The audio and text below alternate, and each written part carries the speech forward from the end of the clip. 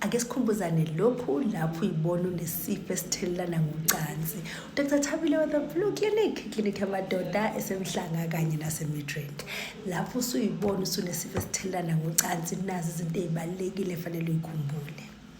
Uthole treatment. Upartner wakho uthole treatment. Nizile ucansi ngesikhathi niku treatment. Noma abanibona ukuthi ucansi alizileki nisebenzisa ijazi ngalesikhathi niku treatment nize nobabili ningabi nazo impawu linda isikhathi esithile kuyikhona niphindele ucansini. Kubaleke nakho konke nidinga ukuhlala phansi nixoxe ukuthi singene kanjani lesifo sithelana ngocansi la kunina ngoba siyazi ukuthi asiveleli khona la siqhamuka khona chaza ukuthi khona umuntu osemenyiwe konzweni nasekamereni.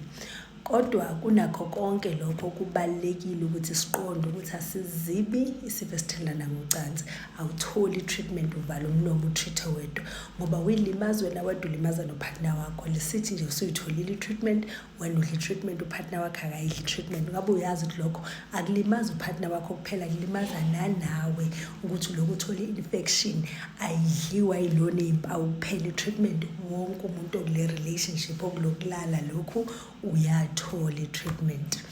When udle treatment upartner wakho udle treatment nalomunye upartner okuyena ongenisile udle treatment phezu kwalokho kuzila ucansi noma kusetshenziswa ijazi ngesikhathi kusadliwe treatment. Khumbula nongenalo uphawu uyayidla treatment, nongenazo impawu uyayidla treatment.